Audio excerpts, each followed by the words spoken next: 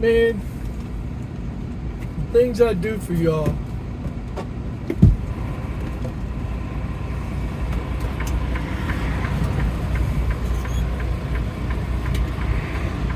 Come on, Connie. Come on.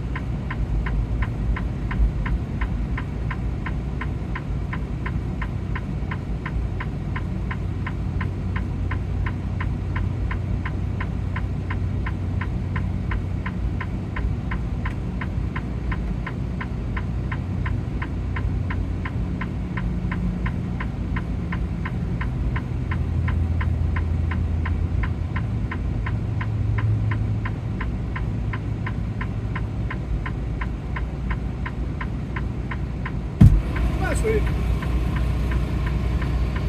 Come on, let's roll. Good girl.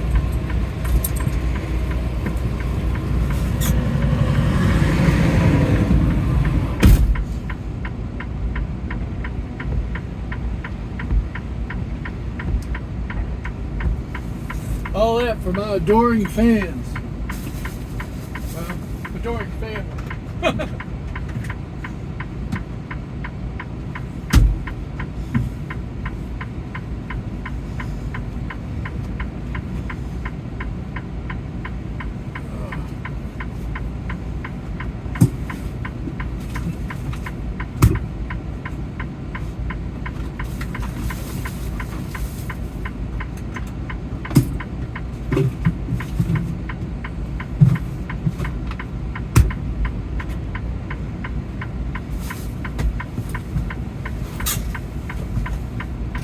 It's Tuesday the 23rd.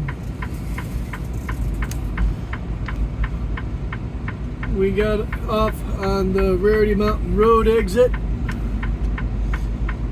We're heading down Jellicoe on I-75 north to the Tennessee-Kentucky border. And it's like 10 after 4.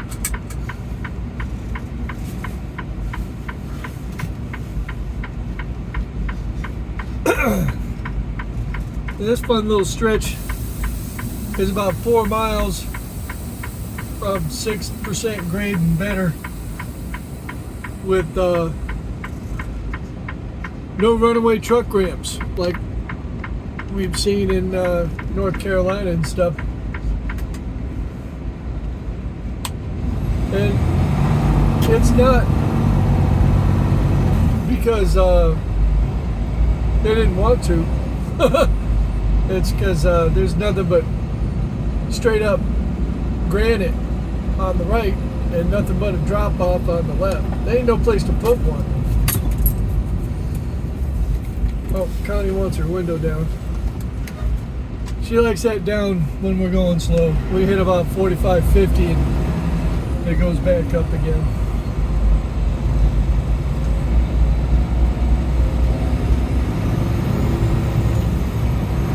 We're on the way to Lafayette, Indiana again.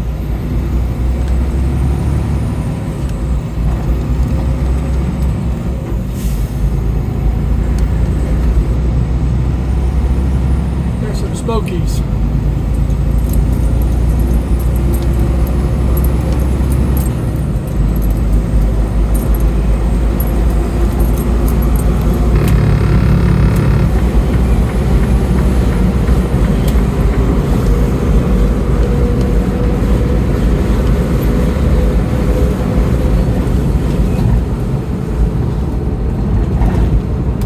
Construction makes this a little bumpy. They got us driving on what's normally the shoulder here. And that's why you don't have a runaway truck ramp. That stuff on the right.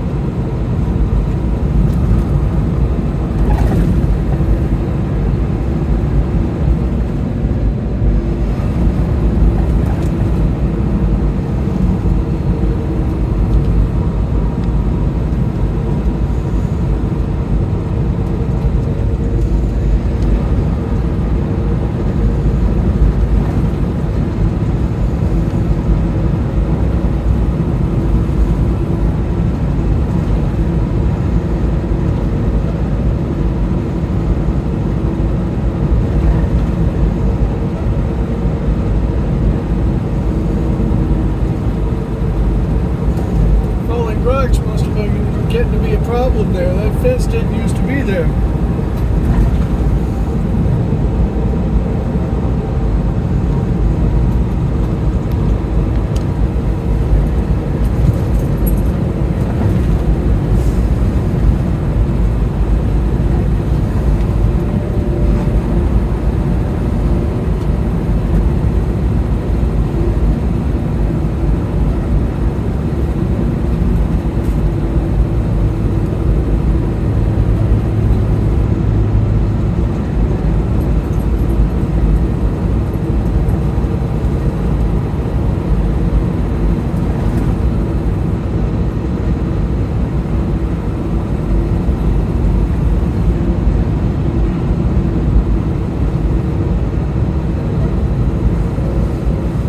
Coming down to the end here.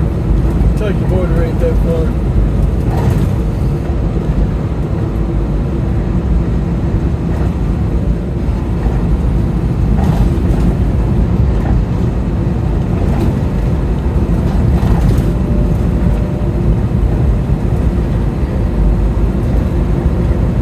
I always say finish that construction.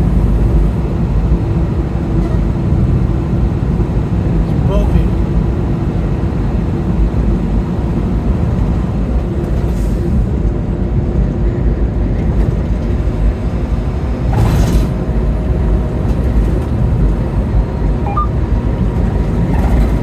Folks, we can do the speed limit now.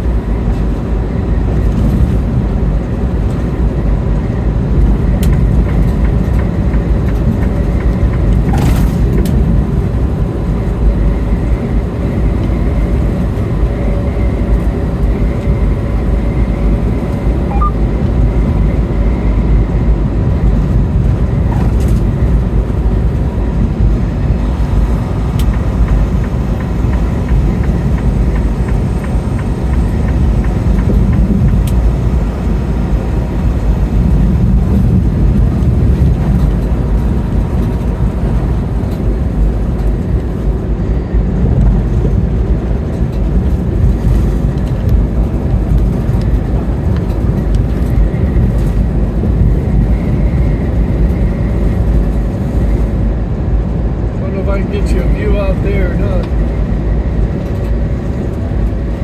There's a view of the Kentucky side.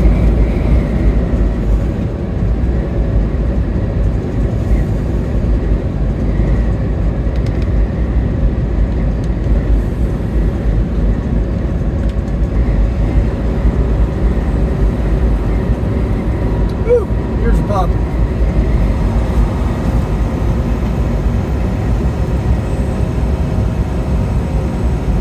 I gotta tell y'all something that happened to me over the past couple days. Just because it's, well, oh man. I left Sunday afternoon making this same run. And I got about halfway there and stopped at a rest stop. Nuked some food, let the dog out, that kind of thing.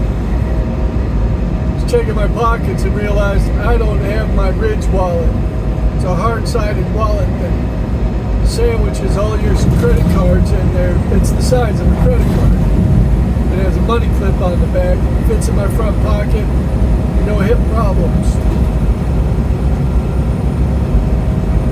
Can't find it.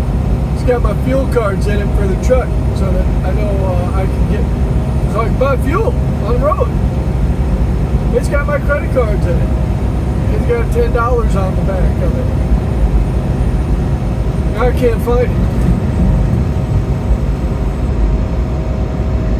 I get to my destination up in Lafayette, and I'm looking around the truck. I'm moving the mattress. I'm checking everywhere. I can't find it. And I thought, okay, I'm wearing some new shorts, and I didn't like the pockets on these things. Maybe I left it in the car. Maybe I left it in the Highlander. So I'm heading back the next day, and they tell me instead of going to the yard, which I barely had enough fuel to do to get back to where I work, where they have a fuel depot, they told me to deliver this load in the opposite direction away from work. In other words, when I get down to I-40, take a left instead of a right. Come down I-75 into Knoxville and take a left instead of a right and go to Johnson City. I don't have fuel for this. And I got no way to pay for fuel. So they said, you got plenty of hours, come to the yard, find your wallet, get fuel there, go to Johnson City. Sounds like a plan. I get to the yard, wallet is not in the Highlander. I take off and go home, 35 miles away. Can't find a wallet at home. So I'm making phone calls on cards now.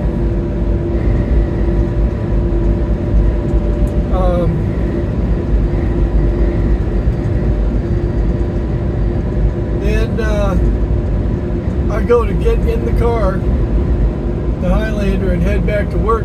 I look down. I've got 35 miles to go, right? I got 17 miles worth of fuel. No wallet.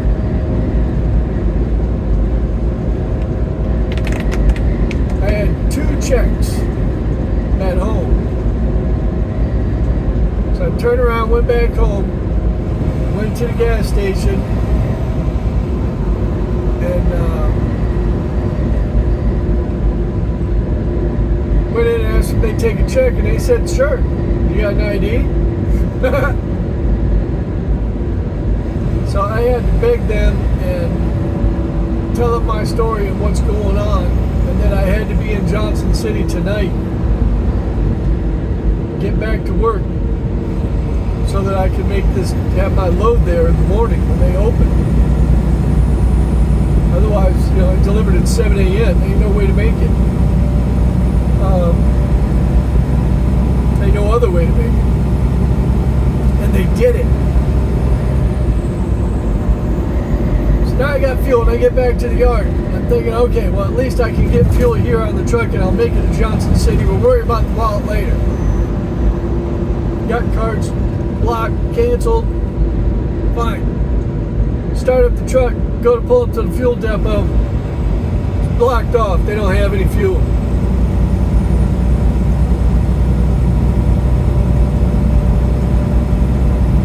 So now I'm thinking I've got to wake somebody up at 9:30 at night.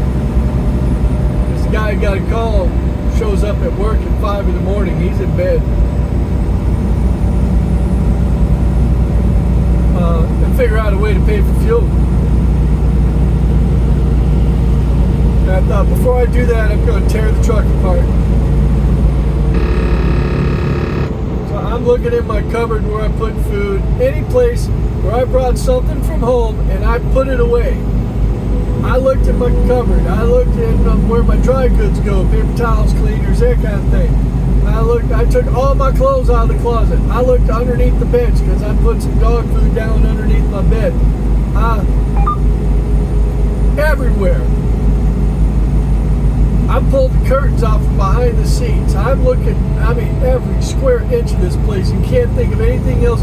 Now I'm down to eliminating things that I haven't even checked yet. And one of them was this box sitting next to my seat that had some snacks in it. A little Debbie thing. My one indulgence. Some Star Crunch. I look in there and don't see anything except Star Crunch.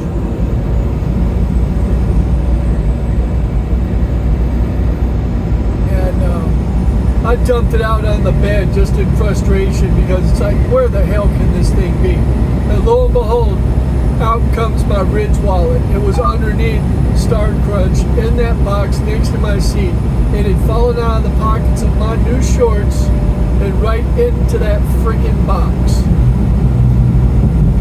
And somehow buried itself underneath one of those things. Or I obviously did it when I grabbed one. I usually have one of those after I eat supper, lunch.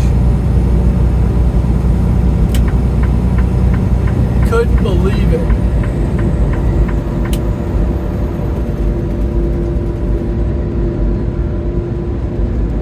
So by the time I got fuel and made to Johnson City, I'd gotten up at 5 that morning, and it was about 11:30 at night when I got there. So I had like an 18-hour day. Not all of it was at work. A lot of it was break time where I wasn't working and I was going home and back. All that crap. Fuel, gas, canceling stuff. Took a shower while I was there. Shit.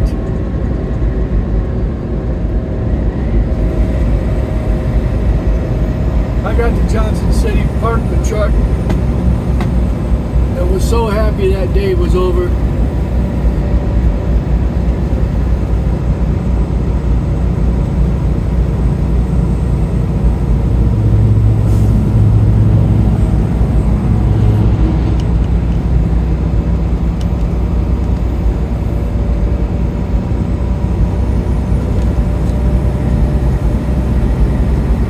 They didn't have that shoulder closed, that lane closed, but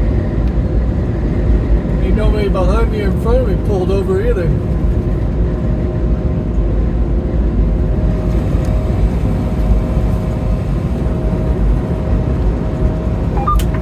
Here's Williamsburg.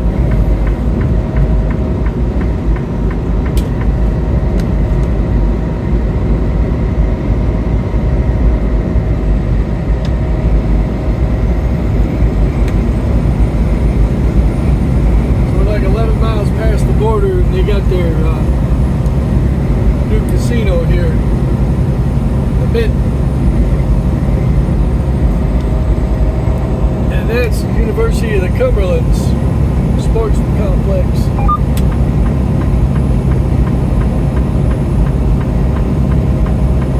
That looks like a cool place to go to school, up here in the mountains and stuff, away from all the cities.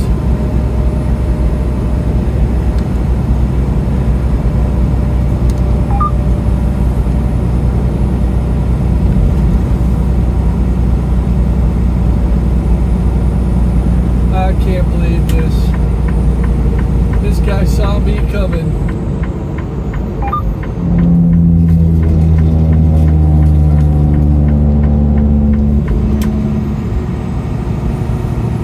Shit, we're not even doing 50. He pulled out.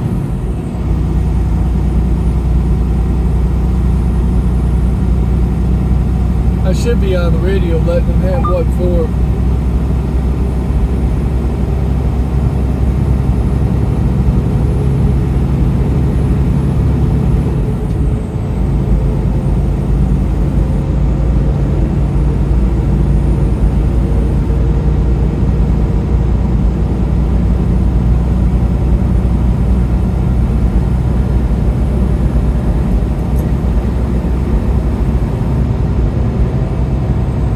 I'm in too good of a mood compared to yesterday, so I ain't gonna. That was a dumb move, though. Oh, there's a cone on the side of the road. I should pick that up for Josh.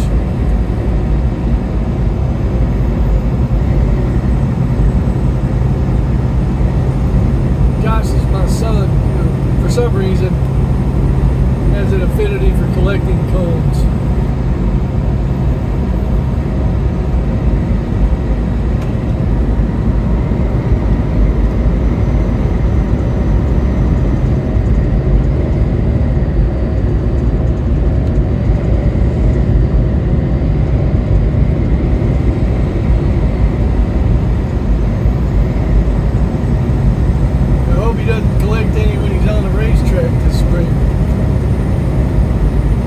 Give that a whirl. Dirt track racing.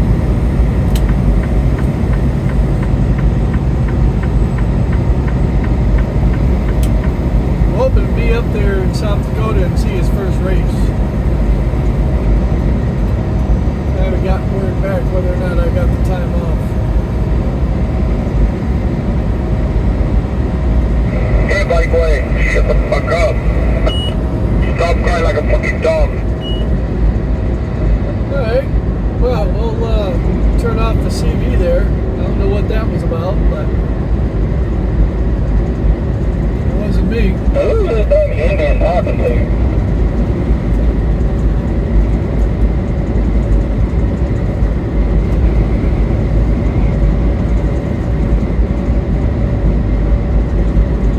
I think it's these two guys behind me racing down the mountain. One of them's the guy hauling the wood chips. The other one's got a yellow Volvo and he's faster than me. He's coming up on me pretty quick.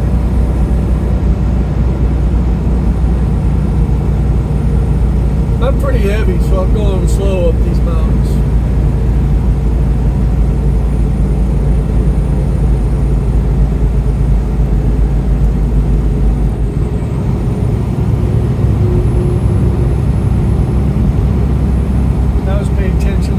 Behind me and not what was in the left lane over there in the oncoming traffic. Oh, did you see that Chrysler convertible? It was like a 61, 62 on a trailer. That was really nice.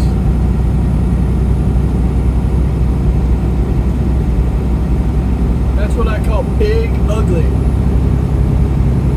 It's so big and ugly, it's cool.